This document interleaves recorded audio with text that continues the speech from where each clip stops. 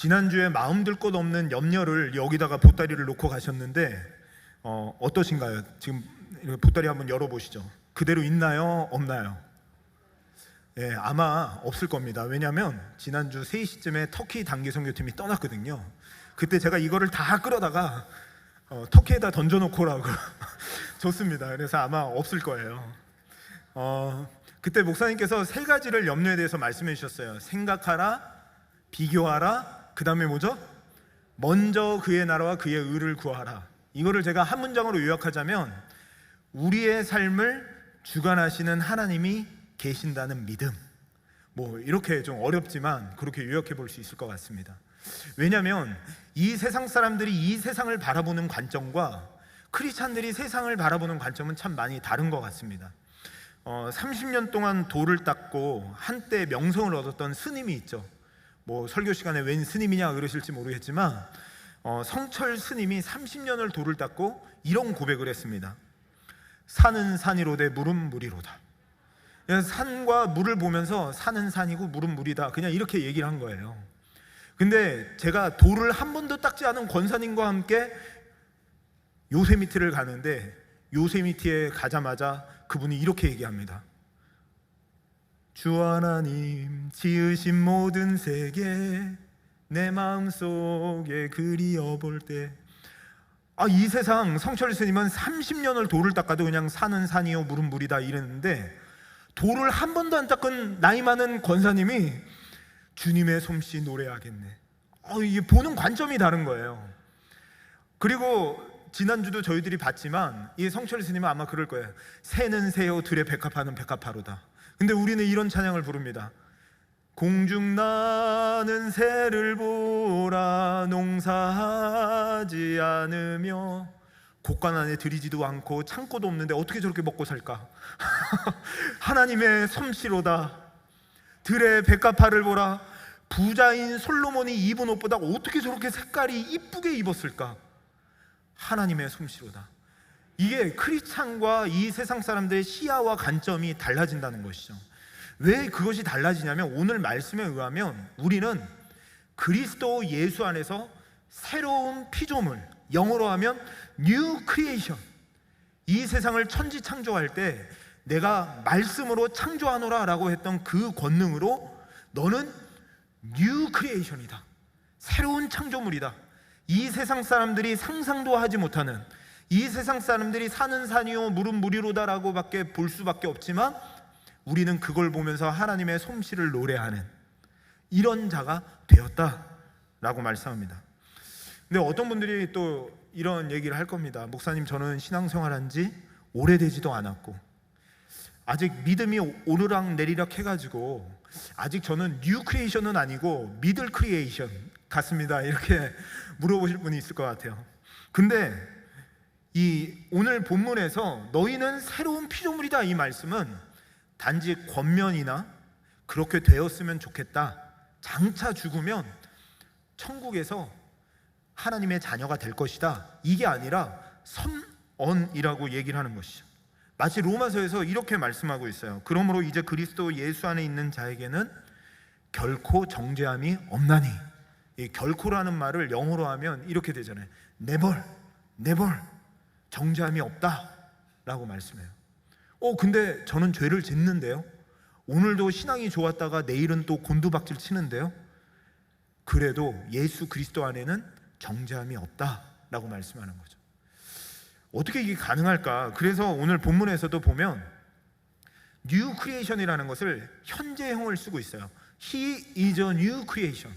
이거는 원문 헬라어에도 마찬가지로 현재형을 쓰고 있습니다. 왜 그러냐면 너가 장차 죽고 나면 하나님의 자녀가 되고 하나님 나라의 상속권을 받고 왕 같은 제사장이 될 것이다. 그러면 헬라어에서 이렇게 썼을 거예요. He will be a new creation, 이렇게 썼을 거예요. 그리고 만약에 이미 그렇게 되었다 그러면은 was로 썼겠죠. He was a new creation. 근데 was도 아니고 will도 아니고 현재형을 썼어요. 이게 무슨 뜻이냐면 우리 안에 착한 일을 시작하신 이가 예수 그리스도의 날까지 이루실 것을 확신하노라 라고 사도 바울이 빌립보서에 말씀하셨는데, 우리는 비록 연약하고 오늘은 신앙이 좋은 것 같고 내일은 또 넘어지는 것 같다 할지라도 예수 그리스도께서 우리의 신앙을 붙들고 하나님의 자녀답게, 하나님의 상속을 받는 자답게, 하나님의 천국 백성으로 만들어갈 것을 믿기 때문에, 예수님이 그렇게 하실 거기 때문에 확신하노라, 당당하다라는 거죠. 그래서 저희들은 장례식 때도 이런 찬송을 부릅니다. 이 세상 사람들은 이제 가면 언제 오나 어야디야 이런 노래 불러요. 근데 저희들은 어떤 노래를 부르죠? 천국에서 만나보자, 막 눈에 힘이 막 레이저 나오고 막 이러잖아요. 어떻게 죽음 앞에서 그런 노래를 부를 수 있을까요? 이분이 착하게 잘 살아서요? 아니죠. 예수 그리스도 안에서 이분은 하나님의 백성이요, 천국 백성이요, 하나님의 자녀요. 부자의 상속권을 받는 것도 기쁜데 하나님 나라의 상속을 예수 안에서 받은 자기 때문에 너는 뉴 크리에이션이다 라고 얘기하는 거죠. 사랑하는 성도님들은 뉴 크리에이션이에요. 제가요? 맞아요. 정말 뉴 크리에이션이에요. 근데 그럼에도 불구하고 한 가지를 좀 점검해 보고 싶은 게 있습니다. 그게 뭐냐면 10년, 20년, 30년 신앙생활 했는데 아직도 내 가치관이 예수 그리스도 때문에 변화된 적이 있는가 없는가를 한번 점검해 봤으면 좋겠다는 거죠. 무엇이냐면, 제가 가장 극명하게 차이 나는 사람이 누가 있을까 찾아보니까 삭개오가 생각이 나더라고요. 이 삭개오는 키가 작은 컴플렉스가 있었어요. 근데 그 컴플렉스를 돈으로 다 메꾸고 있었습니다. 그래서 사람들이 비난함에도 불구하고, 그때는 매국노라고 불리는 직업이죠, 세리장의 직업을 가지고 그가 살았어요. 그러면서 나는 돈이 있으니까 괜찮아, 사람들이 나한테 손가락질하든 가족들이 나한테 뭐라 그러든 나는 돈이 있으면 괜찮아 하고 돈이 그를 증명하는 가치관이었어요. 근데 예수님이 지나간다는 소리를 듣고 이 삭개오가 뭔가 마음이 끌려서 예수님을 보러 뽕나무에 올라가서 이렇게 보게 됩니다. 그때 예수님이 지나가다가 한 번도 보지 못하고 삭개오의 이름도 듣지 못했던 예수님이 나무를 보면서 수많은 사람들이 있는데 한 명을 딱 지목하는데, 삭개오야 내려오라. 그 예수님의 사랑에 마음이 조금씩 녹는 것 같아요. 그 삭개오가 내려옵니다. 근데 거기서 한마디를 더 하세요. 삭개오야, 내가 너의 집에 유하여야겠다. 너네 집에 가서 같이 밥도 먹고 대화도 해야겠다. 아니나 다를까 주위에 있는 사람들이 막 손가락질합니다. 아니 어떻게 예수님과 같은 분이 저 삭개오하고 같이 밥을 먹냐. 그러니까 삭개오는 한 번도 사람들을 집에 들여서 같이 밥 먹은 적이 없었던 것 같아요. 굉장히 외로웠던 것 같아요. 근데 돈 있으니까 난 괜찮아 라고 살았던 거예요. 근데 이게 웬일이에요? 예수님의 사랑을 만나고 삭개오가 어떻게 변했는지 누가복음 18장에 보니까 이렇게 얘기하고 있어요. 내 소유의 절반을 팔아 가난한 자들에게 주고, 그리고 만일 내가 토색하게 세금을 거둔 일이 있다면 한 배도 아니고 두 배도 아니고 세 배도 아니고 네 배나 갚겠나이다. 와, 아마 통장이 마이너스 됐을지도 모르겠어요. 자기의 모든 거라고 생각했던 돈, 예수님을 만나자 예수님의 사랑에서 조금씩 조금씩 녹아 그게 변화되기 시작해요. 다른 사람을 도와주기 시작해요. 우리 베델교회 제자훈련 교재인 C.S. 루이스 너무나도 잘 아시죠? 이게 리얼 크리스찬이티라고 순전한 기독교를 쓴 우리 변증학과인데요. 이분이 사실은 무신론자였습니다. 14살에 어머니의 병 낫기를 위해서 간구를 했는데 어머니가 병이 낫지 않고 죽고 말아요. 그래서 그가 메모장에 써놨어요. 나는 무신론자다. 난 신을 믿지 않는다. 이렇게 썼던 자가 C.S. 루이스였어요. 근데 그 C.S. 루이스가 여차저차 이렇게 세월이 흘러서 스탠포드 대학의 교수 역할을 하는데, 우리가 잘 아는 반지의 제왕을 썼던 톨킨이라고 하는 문호가, 굉장히 유명한 문호가들이 같이 저녁을 먹기 시작한 거예요. 근데 이 톨킨은 예수 믿는 분이셨거든요. 그래서 그 톨킨이 거기서 예수님의 십자가의 사건, 그리고 화목제물이 된 거, 이것들을 얘기하는데 순간 C.S. 루이스에게 이런 마음이 들었다는 거예요. 신화에 많은 신화들이 신이 화가 나가지고 신을 달래기 위해서 화목제물을 드리는 신화들이 많이 있는데, 그렇다면 실제가 있기 때문에 그런 게 있지 않을까? 진짜 화목제물 대신 예수 그리스도가 사실이기 때문에 그런 신화들이 생긴 게 아닐까? 이런 생각이 들었다는 거예요. 그러면서 그게 사실로 믿어졌다. 그러면서 예수님의 십자가 사건이 믿어지기 시작했던 거죠. 그러면서 그때부터 그가 썼던 책이 순례자의 귀향, 이제는 내가 주님과 함께 걸어가겠습니다, 이런 책을 쓰고요.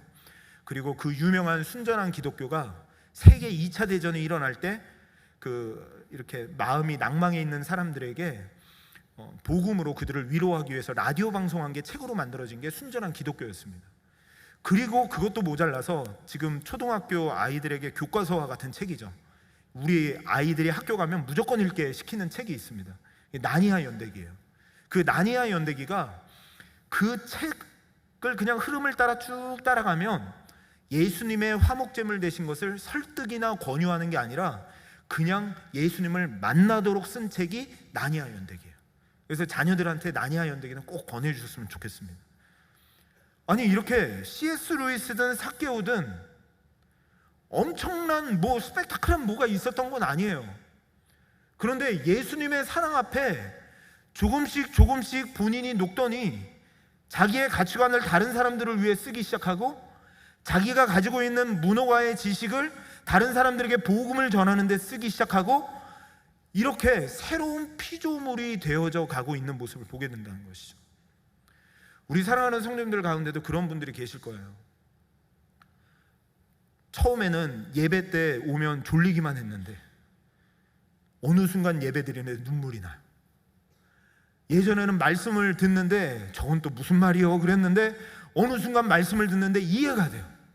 찬송을 부르는데 눈물이 나요. 애들을 밤에 재우기 위해서 형식적으로 예전에는 찬송을 불렀는데 사랑하는 나의 하느님 하면서 찬양을 부르는데 눈물이 나요. 예전에는 힘든 일이 있을 때 내가 어떻게 할까 골똘히 묵상했는데 말씀을 듣는 가운데 해결점이 조금씩 말씀에서 찾아지게 돼요. 그게 벌써 새로운 피조물이라는 뜻이에요. 예수 그리스도 안에서 어떤 스펙타클한 변화는 아니지만 조금씩 그리스도 안에서 우리를 변화시켜 가고 있다는 것이죠. 그때 이 사도 바울이 고린도 교회 성도들에게 너희들은 그 새로운 피조물이다 라고 얘기하면서 그런 우리들에게는 새로운 직분이 있다라는 걸 얘기해요. 우리가 회사 사장님이든 주부든 아니면 종업원이든 음식점을 하든 목사이든 장로이든 권사이든 이런 것과 상관없이 예수 그리스도 안에서 새롭게 된 피조물에게는 우리들에게 맡겨진 직분이 있다라고 얘기합니다. 그게 뭘까요? 그거는 우리들 모두에게 포함된 거예요. 어떤 사람에게만 포함된 게 아니라 우리 모두에게 주어진 직분인데 그 직분이 뭘까? 오늘 8절 19절을 같이 한 번 더 읽어봤으면 좋겠습니다. 읽어보겠습니다. 시작. 우리 앞에 화면에 띄워주시면 한번 읽어보겠습니다. 시작. 모든 것이 하나님께로부터 났으며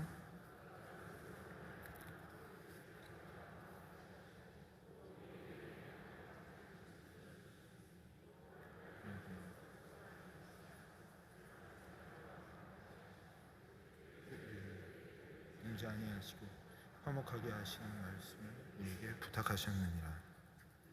새로운 직분을 주셨는데 그게 뭐냐면 화목의 직분을 주셨다라고 이렇게 말씀하고 있습니다. 우리가 어떤 위치에 있든지 상관없이 그리스도 안에 있는 새로운 피조물, 우리들은 이 땅에 화목하게 하는 자들로 세워주셨다라고 말씀하는 것이죠. 우리 사랑하는 성도님들은 그런 의미에서 지금 새로운 피조물들이신데 화목하십니까? 부부간에 화목하신지요? 아니면 교회 안에서 화목하신지요? 이웃들과 화목하신지요? 만약에 화목하지 않다면 그 이유가 무엇인지요? 제가 이번 뉴욕 타임즈에서 팬데믹 이후 이혼율이 20%나 급증했다는 보고가 나왔습니다. 그래서 그 보고에 대해서 보니까 내슈빌 지역에서 이혼 전문가로 활동하고 있는 리 윌슨 코치가 이런 질문서를 받은 거예요. 21%가 이렇게 대답했대요. 그 부부 사이의 관계가 팬데믹이 자신들의 결혼 생활에 해를 끼쳤다. 그러니까 코런틴 돼서 집에 갇혀 있다 보니까 부부끼리 그동안은 직장도 가고 애도 키우고 정신없이 지내서 몰랐는데, 갇혀 있다 보니까 팬데믹이 해를 끼쳤다라고 얘기하는 거죠. 누가 잘못일까요? 아내에게 물어보면 남편 잘못이라고 뭐 얘기할 겁니다. 남편에게 물어보면 아내 잘못이라고 얘기할 거예요. 뭐 교회 안에도 그런 일이 있을 수 있겠죠. 누가 잘못입니까? 그러면 누구 잘못입니다, 누구 잘못입니다 라고 얘기할 겁니다. 그래서 제가 보니까 잘못한 사람이 한 명도 없어요. 다 제가 잘못했대요. 그래서 제가 결국은 이게 왜 그럴까라고 생각해 보니까 죄가 원흉이다라는 것을 제가 발견하게 됐어요. 왜냐하면 죄가 뭔지를 봤더니요, 죄의 원흉이 이 세상을 창조한 분이 하나님이시라고 생각해 볼 때, 아담과 하와에게 하나님은 왕 같은 분이셨어요. 왕의 명령에 순종해야 되는 게 우리 피조물이겠죠. 하나님은 왕이신데, 아담과 하와의 죄의 원흉이 뭐냐면 내가 하나님과 같이 되겠다, 이제 하나님의 말씀을 듣지 않고 내가 하나님의 위치에 서겠다라고 하는 것이 죄의 원흉이었어요. 그건 뭐죠? 왕의 위치에 있는 하나님을 치워버리고 내가 왕의 자리에 앉겠다. 구태타죠. 하나님과 싸우는 거예요. 정확히 저는 이게 우리들의 죄라고 생각해요. 아내도 나 중심, 남편도 나 중심, 이 세상도 나 중심, 하나님도 나 중심, 다 내가 중심이에요. 내가 하나님의 위치에 앉아야 되고, 하나님이 나를 도와주셔야 되고, 하나님이 내 질병을 낫게 해주시면 살아계시고, 내 질병을 낫게 해주시지 아니하시면 하나님은 죽었고, 다 하나님이 떨어내고 내가 그 중심에 서려고 하는 게 죄의 원흉이구나, 결국은 그게 화목하게 하지 못하는 원흉이구나 라는 것을 제가 보게 됐다는 것이죠. 그래서 로마서에서도 보면 그 죄에 대해서 이렇게 설명하고 있습니다. 그들 속에 보임이라, 그들에게 보이셨느니라. 이 세상 창조 만물을 보면서 하나님께서 그들 안에 이 세상만 봐도, 공중나는 새와 들의 백합화만 봐도 하나님이 살아계시다는 것을 보게끔 하나님이 이 세상을 창조하셨다는 거예요. 하나님을 부인하거나 핑계할 일이 없다라고 말씀하는 거죠. 그러니까 그냥 기본적으로 저희들이 생각해 봐도요, 하나님이 없다는 걸 증명하는 건 너무 어려워요. 그럼에도 불구하고 우리는 내가 주인이 되려고 해요. 내가 딱 하나님의 자리에 앉으려고 해요. 그러니까 안 되는 거죠. 근데 우리들에게 하나님께서 화목의 직분을 주셨는데, 그 동기를 이렇게 얘기합니다. 뭐라고 얘기하시냐면 19절에 보니까 그들의 죄를 그들에게 돌리지 아니하시고 였습니다. 즉 우리가 죽어야 되고, 우리가 하나님의 말씀대로 순종하지 아니하고 지금도 내 중심으로 신앙생활하기 때문에 우리가 죽어야 되는데, 우리의 죄를 우리에게 돌리지 아니하시고 그의 아들에게, 그리스도에게 돌리셔서 우리의 죄를 사해 주셨다는 거죠. 그래서 이사야서에서도 이렇게 얘기합니다. 우리는 각기 그릇 행하여 각기 제 길로 갔거늘 여호와께서는 우리 모두의 죄악을 그에게 담당시키셨도다. 우리 예수 믿는 자들은 이거를 믿는 자들이라는 거예요. 새로운 피조물이라는 거, 그리스도 안에서 새로운 피조물이라는 것은 이것을 믿는 자들이라는 거예요. 즉 나는 항상 내 중심대로 내가 왕이라는 것을, 죄의 원흉을 드러내며 사는 자들이기 때문에 예수님의 십자가의 은혜가 없으면 살 수 없는 부족한 죄인입니다 라는 것을 고백하며 사는 자들이라는 거죠. 그런 화목을 받았기 때문에 그 동기로 이 화목을 감당하라고 말씀하고 있는 겁니다. 이 동기가 참 중요해요. 왜냐하면 이 세상에서도 그러잖아요. 고기 반찬을 놓고 지내는 것보다 화목하는 게 더 행복한 거다. 그러면서 그래, 화목해야 좋으니까 이 악물고 화목하자. 내가 좀 참지 뭐 하면서 화목을 노력해요. 근데 크리스찬이 받은 화목은 그 화목이 아니라는 거예요. 크리스찬이 받은 화목은 그리스도께서 내가 죽어야 되는데 대신 화목하게 하신 그 은혜를 동기로 해서 나오는 화목이다라고 얘기를 하고 있어요. 왜냐하면 이게 중요한 이유가, 순전한 기독교를 썼던 우리 C.S. 루이스가 한 번 더 제가 인용하자면 이렇게 쓰고 있습니다. 크리스찬들이, 우리가 동기가 그럴 때에는 아무리 옳은 행동이라 할지라도, 뭐 우리가 화목하게 하는 일을 하고 다른 사람에게 친절하게 하는 것이라 해도 정작 중요한 내면의 특질이나 성품, 즉 덕목이라고 부를 수 있는 것을 앞으로 계속 자라가고 형성하는 데에는 전혀 도움을 주지 못한다. 그냥 한순간 할 수는 있어도 계속 화목의 직분을 감당할 수는 없다라고 말씀하는 거죠. 정말 예수 그리스도의 그 십자가의 은혜, 나는 늘 내 중심으로 살 수밖에 없다는 걸 인정하고, 내 죄 때문에 내 아내가 힘들어하고 있다는 걸 인정하고, 내 자녀가 나 때문에 힘들어하고 있다는 걸 인정하고, 그 은혜로 할 때 이 직분을 넉넉히 감당할 수 있다는 것이죠.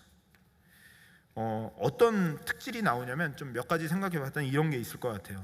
하나님의 은혜로 이 직분을 받았으니까 모든 것이 은혜다, 이런 생각이 들 수 있고요. 두 번째로는 세상적인 모든 기준을 폐하셨다. 율법과 또 법조문들을 예수 그리스도의 십자가의 화목제물로 폐하셨다라고 얘기하는 걸 들어볼 때, 내가 가지고 있는 행복의 조건, 아내는 이래야 돼, 남편은 이래야 돼, 자녀는 이래야 돼, 이런 조건들을 다 폐하셨다.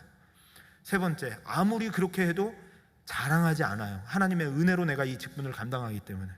그리고 네 번째로는 끝까지 충성하지 상대방의 반응을 보면서 그 사람에게 잘해주지 않아요. 화목의 직분을 감당하지 않아요. 진짜 그리스도인의 화목의 덕목은 이렇게 감당한다는 거예요. 저는 그게 뭘까? 이 직분이라는 말 자체가 미니스트리니까 사실은 쉬운 일은 아니죠. 반드시 해야 되고 감당해야 될 일이 있다고 생각이 듭니다. 예를 들면 그런 거예요. 저 같은 경우도 목회자인데 교회는 은혜로 되는 거니까 뭐 제가 신방도 안 하고 설교 준비도 안 하고 은혜입니다 막 이러면 그게 화목하게 되겠어요? 안 되겠죠. 화목하기 위해서는 저도 열심히 노력하고 기도하고 해야 되겠죠. 남편이 아내와 화목하기 위해서 그냥 아내만 주구장창 보고 있으면 되겠습니까? 나가서 일도 하고 같이 하면서도 화목을 위해서 노력해야 되겠죠. 그러니까 그 미니스트리라는 것 자체가 노력과 땀이 분명히 들어간 건 사실이에요. 그러나 그 중심이 내 중심이 아니라 내가 죄인인 걸 알기 때문에 상대방을 배려하고 상대방을 생각하는 쪽으로 가게 됩니다. 제가 어떤 것을 보니까 어떤 전문가가 이런 기사를 썼더라고요. 남편들이 바람 피는 이유, 거기서 이제 남편이 바람을 피는데 참 희한하다는 거예요. 바람을 피려면 아내보다 더 이쁘고 더 잘난 여자랑 바람을 펴야 되는데 꼭 바람을 피는데 나보다 못나고 안 이쁜 여자랑 바람을 핀다는 거예요. 그래서 전문가들이 이걸 조사를 해봤더니 남자들이 조금씩 바뀐대요. 여전히 이쁜 거를 좋아하긴 하지만 나를 인정해주고 편애해주는 여자를 좋아한대요. 그래서 이렇게 술집 같은 데 가면 뭐 시덥지 않은 농담을 해도 막 웃어주는 거야. 야, 어쩜 그렇게 재밌으세요? 유머가 있으세요? 유머러스해요? 그러니까 술집에 매번 간다는 거야. 나를 인정해주는 사람이 있다. 근데 아내 앞에서 딱 농담을 했어요. 갑자기 얼굴이 굳어지면서 그것도 농담이냐? 이러면서 비난이 들어오기 시작합니다. 그래서 이렇게 목사님이 권면합니다. 그래도 웃어주세요. 아내가 얘기합니다. 웃겨야 웃죠. 자기 중심엔 안 웃긴 거예요. 그런데 그리스도 안에서 내 중심이 아니라 상대방 중심으로 우리가 변화된다면 웃어줄 수 있죠. 그것 때문에 남편이 행복하다면, 그것 때문에 남편이 화목할 수 있다면 웃어줄 수 있죠. 그리고 손도 살짝 올리면서 웃어줄 수 있죠. 호호호호, 여성스럽게. 여자분들은 남편들에게 힘든 것이 공감이 힘들다고 그래요. 뭐냐면 밤에 저녁에 들어왔습니다. 여보, 저 힘들어요. 그럼 어떻게 해야 될까요? 그러시군요. 얼마나 힘드세요? 그러면서 이렇게 좀 공감을 해줘야 되잖아요. 근데 딱 들어가서 그러는 겁니다. 여보, 저 힘들어요. 난 직장 다니고 와가지고 더 힘들어. 다 자기 중심. 너 힘들어? 나는 더 힘들어. 다 그냥 나만 알아봐 달라는 거예요. 나만 알아봐 달라. 저는 얼마나 나쁜 남자였는지요. 한국에서 사역을 하는데 뭐 밤낮 주간 없이 막 월요일도 없이 사역을 뛰고, 거기는 숙직이 있어가지고 막 2, 3일씩 교회에서 자고 막 그런 일들이 있었어요. 그러니까 아내를 볼 일들이 많지 않았죠. 그러다가 아내에게 딱 들어갔는데 아내가 힘들어요. 딱 그 얘기를 하는데, 그러면은 끌어안아야죠. 그리고 막 울어야죠. 그리고 어깨가 대줘야죠. 당신 미안해, 내가 당신을 힘들게 했구나. 이렇게 해야 정상적인 남자 아니겠습니까? 근데 제가 거기서 어떻게 했냐면 큐티에 은혜가 떨어져서 그래. 야, 정말 공감이라고는 조금도 없어요.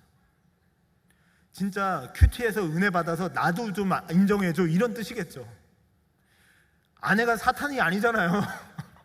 아내가 은혜가 떨어진 게 뭐예요? 힘들잖아요. 지금 힘든데 공감해주고 그 입장에 서보고 해야 되는데 다 자기 중심. 나도 힘들어, 너도 힘드냐? 나도 힘들어. 아들이 옵니다. 아들이 아빠 힘들어요. 나도 힘들다. 아들아, 지금 글로벌 위기야. 아빠도 지금 힘들어 죽겠다. 그러면서 저는 한술 더 뜹니다. 애들이 막 뛰어노는데 얘야, 그러다가 다친다, 넘어진다, 조심해라 그랬는데 애가 막 뛰다가 넘어졌어요. 그러면 애가 아파서 울고 있잖아요. 그럼 어떻게 해야 됩니까? 가가지고 끌어안고 괜찮아? 괜찮아 괜찮아 이렇게 해줘야 되잖아요. 막 뛰다가 넘어졌어요. 야, 겉봐, 아빠가 그렇게 뛰다가 조심 안 하면 넘어진다 그랬지. 마음이 속상하니까 그 속상한 거를 왜 너 나 속상하게 했어? 이걸로 그냥 나 중심, 나 그걸로 아들은 상처받고 있고 아내는 힘들어하고 있고 남편은 힘들어하고 있고 교회 안에서 어느 곳에서든 모두가 다 힘들어하고 있는데 그것도 모르고 내가 말한 대로 하면은 건강하고 안전한데 그렇게 왜 아빠 말 안 들어? 내가 옳은 소리 하는 것처럼. 그게 죄예요.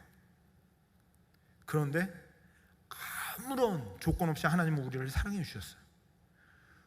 여전히 하나님을 치워버리고 하나님의 자리에 서려고 하는 우리들을 하나님은 우리를 그의 아들에게 우리의 죄가를 넘기셔서 우리를 구원해 주시고 새로운 피조물이다. 너희는 새로운 피조물이야. 하나님 나라의 상속을 받는 자녀들이야. 너희들은 왕 같은 제사장이다 라고 선언해 주셨어요. 그 동기로 그 일을 감당하라는 것이죠.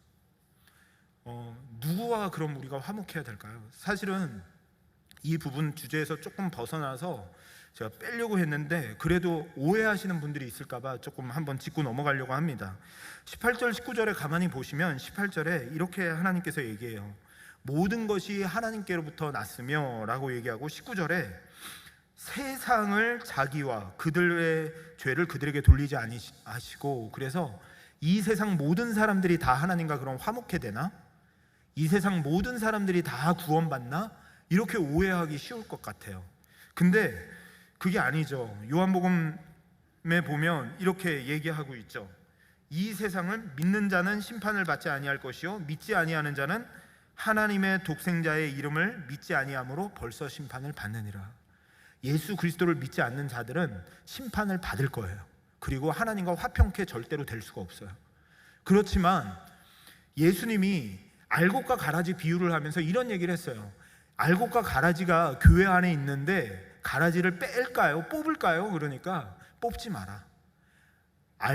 가라지를 뽑다가 알곡까지도 뽑을 수 있다. 그러니까 누가 하나님과 화목해 될 자인지, 누가 하나님께 구원받을 자인지 우리는 눈으로 식별할 수 없으니 모든 사람과 화목하라 라고 지금 사도 바울이 이야기하는 거죠.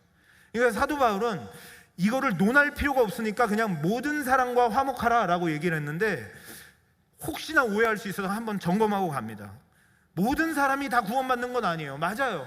그러나 우리는 모든 사람과 화목해야 돼요. 왜냐하면 누가 구원받을 자인지 누가 구원받을 자인지 모르기 때문에 한 번도 얼굴 보지 못했던 사람이라 할지라도, 전혀 상관없는 사람이라 할지라도 우리는 이 땅에서 새로운 피조물로서 화목해야 하는 직분을 가졌다라고 말씀하고 있는 것이죠. 어떻게 화목해야 하는 직분을 감당할까요? 여기서 화목해야 한다는 것은 이렇게 우리가 친하게 지내자, 이렇게 다른 사람들과 화목하게 지내자, 이런 차원보다는 조금 다른 차원이 있습니다. 그건 뭐냐면 우리가 예수 그리스도의 은혜로 하나님과 화목해 된 것처럼 그들도 하나님과 화목하게 만들자, 이런 화목이에요. 그들을 화목하게 하자. 근데 그것을 어떻게 이루어낼 수 있을까? 이 세상이 요한일서에 보니까 이렇게 얘기해요. 이 세상 사람들 중에 아무도 하나님을 본 사람은 없으되 하나님을 본 사람은 이 세상에 없어요.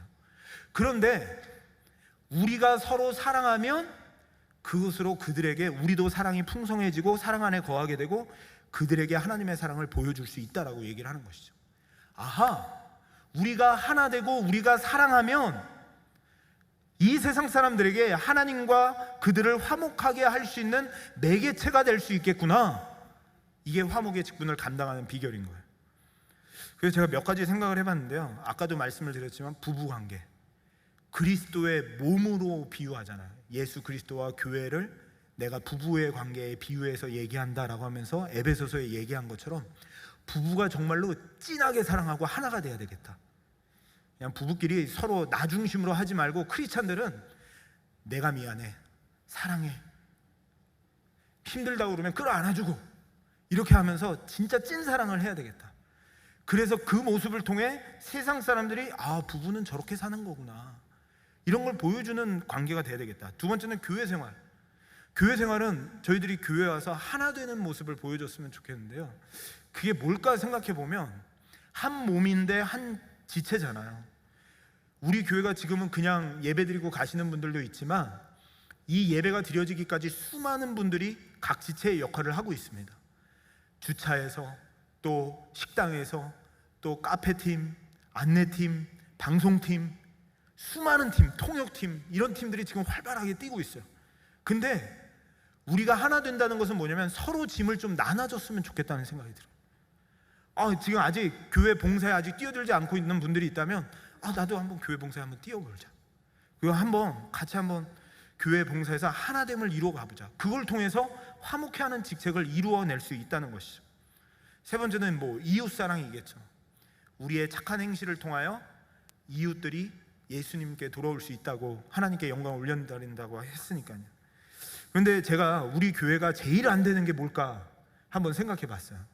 우리 교회는 다 잘 됩니다. 잘 되는데 안 되는 게 뭘까 그래도 생각해 보니까 저희 교회는 세 가족들이 한 주에 10가정씩 와요. 놀라지도 않으시네요. 다른 데는 막 다 교회가 힘들다고 하는데 저희 교회는 10가정씩 와요. 그러다 보니까 상대적으로 우리 교회가 부족한 게 뭘까라는 생각을 해보면 전도라는 생각이 들어요. 화목해하는 직책, 우리가 나가서 전하는 이가 없으면 어찌 들으리오라고 했는데 전도가 아닐까 싶어요. 그러면서 한 집사님을 우리 성도님들에게 소개하고 싶습니다. 이 집사님 이름은 전영순이에요. 전영순 집사님이십니다. 우리 교회 분은 아니신데요. 이분은 전도를 하기 위해서 그냥 사방팔방 뛰어다녔던 분이세요. 근데 그분이 이런 책을 썼어요. 더 이상 걸을 수 없어 시누이 차를 타고 시어머님의 부축을 받으며 큰 병원에 갔는데 그 병원 의사에게 검사 후 이해할 수 없다는 표정의 그 의사의 진단을 받았습니다. 그 의사가 뭐라고 진단을 하냐면 우리 발바닥에는 이 쿠션과 같은 역할을 하는 게 있대요. 근데 이게 보통 웬만하면 안 닿는다고 그러더라고요. 근데 이 전영순 씨는 이게 다 다른 거예요. 그래서 이제 더 이상 걸을 때도 너무 아프고 이제 힘들다는 거예요. 그래서 이제 더 이상 걷지 마세요 라고 했더니 아니 저는 내일도 전도하러 가야 돼요. 아니 얼마나 전도하러 다녔길래 이게 이렇게 된 거예요. 제가 해외에서 16년, 국내에 들어와서 지금 1년째 이 복음을 전하기 위해서 뛰고 있습니다 라고 얘기했더니 그 의사가 그 진단서에다 이렇게 적은 거예요. 전도하러 다니러 너무 많이 걸어서 점점점 이렇게 그분의 병명의 원인을 그렇게 적은 거예요. 근데 그분이 그 글을 보고 눈물이 왈칵 쏟아져서 울었다고 합니다. 왜 울었을까요? 하나님, 내가 주님을 위하여 이렇게 열심히 전도하러 다녔는데 나에게 주시는 게 고작 이겁니까? 발바닥 이렇게 닳게 해가지고 이제 걷지도 못하게 하십니까? 내 인생 얼마나 많이 남았는데 이렇게 따졌을까요?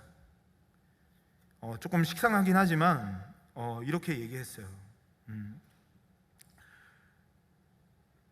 이렇게 얘기했다고 하면 그 진단 원인을 보고 너무나 주님께 감사해서 눈물을 흘렸다고 합니다. 어떻게 하나님이 이럴 수 있어라는 게 아니라 17년 동안 나는 죽도록 충성하고 싶었는데 그 소원이 이루어지는 것 같아 감사했다는 것입니다. 진단서를 받고 하나님 앞에 감격해서 울었다라고 이렇게 책에 적고 있더라고요. 그 책 제목이 복음을 전하는 자의 아름다운 발이라는 책입니다. 저도 다 읽진 않았지만 그 책을 한번 꼭 읽어보고 싶더라고요. 정말 그 동기 자체가 나를 화목해 하신, 여전히 나는 나의 중심으로 내 죄 가운데 하나님을 치워버리는 나임에도 불구하고 나를 하나님의 새로운 피조물로 만들어주신 그 은혜를 깨달으니까 그거를 받아들고도 그 진단서가 너무 감사한 거예요. 고마운 거예요.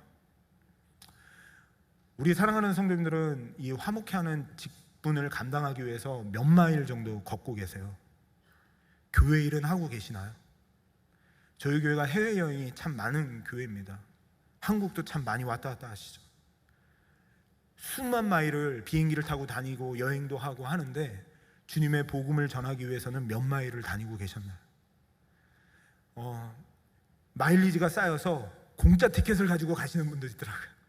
그렇게 다니는데 우리 사랑하는 성도님들은 정말 예수 안에서 새로운 피조물로서 화목해하는 직책을 위하여 얼마나 걸어 다니고 계시는지요. LA 말고 이 얼바인 지역으로 소문이 나서 이곳으로 많은 사람들이 인구가 몰려들고 있습니다.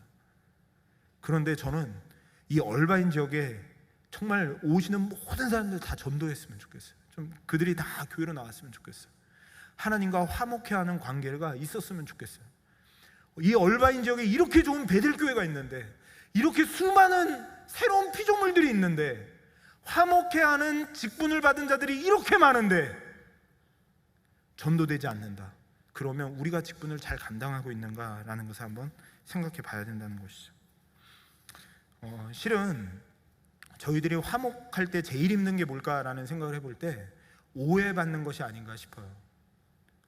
그것이 뭐냐면, 사도 바울이 지금 이 고린도 전서를 쓰고 지금 후서를 쓰고 있는데요, 사도 바울이 정말 죽을 똥 살 똥 모르고 그 고린도 지역에 도착했을 때 열심을 다해서 복음을 전했습니다. 심지어는 자기가 사례비를 받으면서 복음을 전하면 그들이 시험에 들까봐 자기가 천막 짓는 직업을 하면서 사례를 받지 않고 복음을 전했어요.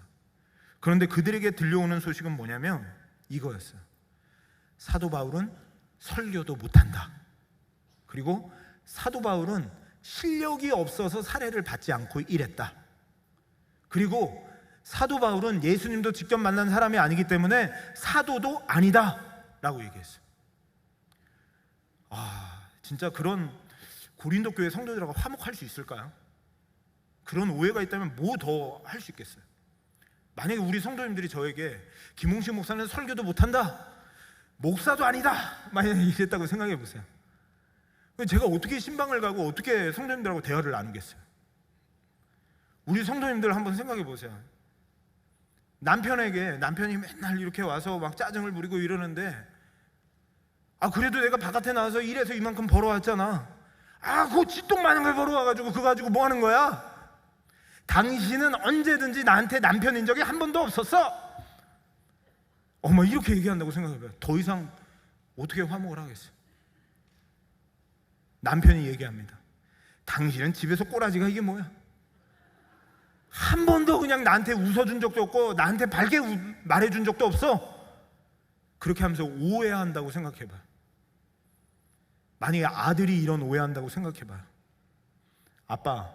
아빠는 한 번도 나한테 도움된 적이 없어. 아빠는 내 아빠도 아니야. 지금 그런 오해를 사도 바울이 받고 있어요. 그런 오해를 받고 있는데 사도 바울이 친척도 없어요. 자기 핏줄도 아니에요. 그런데 고린도 교회에다가 고린도 전서를 보내요. 뭐라고 그러냐면, 너희들이 이런 거 지금 분파를 나누는 거 잘못하고 있다.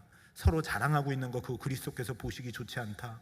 우상에게 드려진 음식 좋지 않다 하면서 그들에게 복음으로 그들을 세우기 위해서 그들에게 편지를 써요. 그러면서 이 고린도 후서를 쓰기 전에 2번이나 눈물로 그들에게 편지를 써요. 저는 더 이상 이 고린도 교회하고는 화목할 이유가 없을 것 같은데 다시 안 보면 되잖아요. 근데 그런 고린도 교회에게 그 편지를 쓰며 화목의 직책을 감당하는데 2번째 눈물의 편지를 썼을 때 그들이 사도 바울의 마음을 이해하고 그때서야 사도 바울에게 이런 얘기를 해요. 우리가 다시 화목할 수 있을까요? 라고 얘기할 때 사도 바울이 오늘 이거를 쓰는 거예요. 화목할 수 있냐고? 무슨 말이야? 우리는 새로운 피조물이고 그리스도 안에서 화목된 자야. 너희가 아무리 오해해도, 너희가 아무리 그렇게 한다 하더라도 내가 그것 때문에 화목의 직분, 이 세상의 동기 때문에 화목의 직분을 감당하는 게 아니라 나 같은 죄인을 살려주신 그 주님의 은혜 때문에 내가 감사해서 내가 그것으로 너희와 화목할 수 있냐고? 당연하지. 하나님께 화목의 직분을 받았는데 당연히 화목할 수 있지 라고 하는 마음으로 이 편지를 지금 쓰고 있는 거예요. 그러면서 그가 이렇게 얘기하죠. 고린도후서 5장 13절에 보면 너희들이 볼 때 내가 미쳐 보이지? 맞아, 나 미쳤어. 그런데 미친 것도 하나님 때문에 내가 이러는 거야. 너희들과 화목하려고 노력하는 거 미쳐 보이지만 하나님 때문이야. 그리고 너희를 위해서야 라고 하면서 사도 바울이 이야기합니다. 정말 사도 바울은 그 하나님의 은혜를 알았어요. 사도 바울은 예수 믿는 사람들을 죽이러 다녔던 자였어요. 그래서 하나님께서 쳐도 두말할 나위 없는 이런 악한 자가 바로 사도 바울이었어요. 그런데 사도 바울이 멧돼지와 같은 힘으로 다메섹에 있는 예수 믿는 자들을 죽이러 갈 때 그때 예수님이 만나주셨는데 그 사건을 가리켜서 자기의 영적인 아들 디모데에게 이렇게 표현하고 있습니다. 디모데전서 1장 12절에 보니까 나를 능하게 하신 그리스도 예수 우리 주께 내가 감사함은, 나에게 이 화목의 직분을 주신 이유가 뭐냐? 내가 충성스러워서가 아니라, 내가 잘할까 봐서가 아니라, 내가 이미 새로운 피조물 같아서가 아니라 충성되이 여겨주심으로 내가 지금 이 자리에 있어. 하나님의 긍휼하심과 하나님의 오래 참으심으로 말미암아 내가 이 자리에 있어. 근데 내가 어떻게 고린도 교회 성도들하고 화목을 포기할 수 있겠니? 라고 얘기하는 것이죠. 사랑하는 성도님들이요, 혹시 남편과 아내의 오해 때문에 이제 우리 관계는 이제 끝났다라고 생각하시는 분들이 있는지요? 사도 바울처럼 더 많은 오해를 받으신 분들이 계신지요? 어떤 동기로 화목의 직분을 받았다고 생각하십니까? 예수 그리스도께서 나 중심으로 사는 우리의 죄를 짊어지시고 돌아가신 그곳으로 우리가 화목의 직분을 받았어요. 그렇다면 더 이상 화목 못할 분이 없어요. 다시 화목하러 가야 돼요. 아내와 대화를 시도해야 돼요. 남편과 대화를 시도해야 돼요. 교회 안에서 써먹한 관계가 있다면 이제 우린 끝이야. 안 보면 되지 뭐. 예수 믿는 자들은 그런 직분을 받은 적이 없어요. 예수 믿은 자들은 그렇다 할지라도, 다시 못 볼 자라 할지라도 다시 화목의 자리로 가야 돼요. 사도 바울은 고린도 교회와 아무 상관없는 자였어요. 그런데 우리는 예수 그리스도 안에서 새로운 피조물이다. 우리는 화목의 직분을 받은 자이다. 그래서 그런 자라 할지라도 화목의 자리로 가야 된다라고 얘기하는 것이죠. 사랑하는 성도님들, 주위에 그렇게 힘들게 하시는 분이 있는지요? 만약에 정말 화목할 자신이 없다면 다시 화목 제물 대신 우리에게 죄를 돌리지 아니하신 그 사랑을 받아야 돼요. 그러려면 어떻게 해야 되느냐? 지금 바이블 클럽 사인업 받고 있잖아요. 그거 하셔야 돼요. 성경을 읽어야 하나님이 날 얼마나 사랑하시는지가 알게 돼요. 뭘 하기 이전에 훈련을 받으셔야 돼요. 제가 훈련 담당이거든요. 그래서 얘기하는 건 아닌데요, 훈련을 받아야 돼요. 훈련을 하든 화목을 하든 하셔야 돼요. 우리는 이 세상에서 살아가지만 새로운 피조물로 살아가는 자들이 되었어요. 더 이상 이전 것은 지나갔으니 새 것이 되었어요. 우리는 이제 이전 것으로 돌아갈 수 없는 자들이에요. 화목의 직분을 다시 한번 감당하는 저희들이 될 수 있기를 주님의 이름으로 축복해 드립니다. 이 시간 우리 같이 찬양하고 싶은 것이 있는데요, 우리의 힘으로는 화목할 수 없지만 예수 안에서 우리 화목됐네, 예수 안에서 우리 화목됐네, 이 찬양하면서 다시 한번 옆에 남편과 아내가 있다면 남편이 변화될 것을 기대해서가 아니라, 또 다른 사람이 변화될 걸 기대해서가 아니라 예수 안에서 우리 화목됐네. 옆에 모르는 분이 앉아 있어도 사도 바울은 모르는 그들에게 지금 이거 화해하자고 이거 썼잖아요. 화목할 수 있냐고? 당연히 화목할 수 있지, 이거 썼잖아요. 우리도 화목할 수 있어요. 우리 새로운 피조물이에요. 예수 그리스도 안에서 변화된 자예요. 그 은혜의 동기로 우리 화목할 수 있습니다. 그런 마음으로 예수 안에서 우리 화목했네, 우리 같이 한번 찬양했으면 좋겠습니다. 예수 안에서, 예수 안에서 우리 화목됐네. 예수 안에서 우리 화목됐네. 하나님의 영광 함께 누릴 소망인데 할렐루야. 예수 안에서 우리 화목됐네. 우리 옆 사람 손잡고 한 번 더 찬양. 옆 사람 손잡고 한 번 쫙 부르시죠. 우리 화목됐네.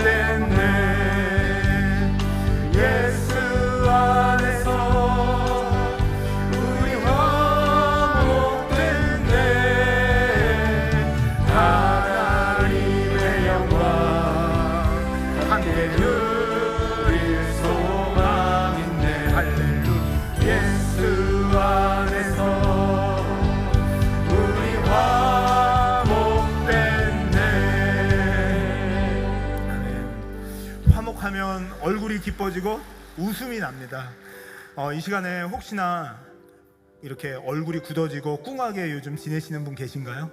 화목하지 못해서 그래요. 하나님, 저희가 새로운 피조물로서 화목하는 직분을 받았다는 것을 다시 한번 저희들 말씀을 들었는데, 사도 바울도 정말 그런 오해를 받아도 화목의 길로 갔는데, 저도 그 화목의 직분을 어떤 환경 속에서도 주님의 은혜로 감당할 수 있도록 힘주세요. 우리 남편과 다시 말을 하겠습니다. 우리 아내와 우리 교회 안에서 우리가 다시 화목의 자리로 가겠습니다. 이 시간 우리 같이 결단하면서 하나님 앞에 기도했으면 좋겠습니다. 기도하시겠습니다. 하나님 아버지, 이 시간 주님 앞에 다시 한번 어려운 말씀이지만 하나님 아버지, 우리의 인간적인 본성과 우리의 능력으로는 할 수 없지만 우리 주님의 십자가 사랑 앞에 다시 한번 화목을 위해 나아갑니다.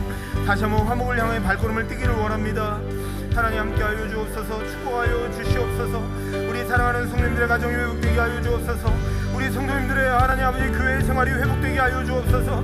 하나님 일터가 변화되게 하여 주옵소서. 가정이 변화되게 하여 주옵소서.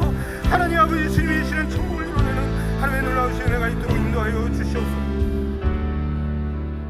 하나님 아버지, 화목이라는 것이 예수 그리스도 안의 동기가 이런 것인지 다시 한번 봤사오니 주님께서 주신 직분 다시 한번 눈물이 나고 하나님 힘들겠다고 생각되더라도 다시 한번 결단했습니다. 하나님, 정말로 부부간에 화목하고 웃음꽃이 피는 은혜가 있게 하시고, 또 교회 생활이 날마다 행복한 그런 은혜가 있게 하시고, 직장생활 또 가정생활, 자녀와의 관계 모든 면에서 주님이 주시는 기쁨과 천국을 이루어가는 그런 은혜가 있도록 주님께서 축복하여 주옵소서. 예수님의 이름으로 기도드리옵나이다. 아멘.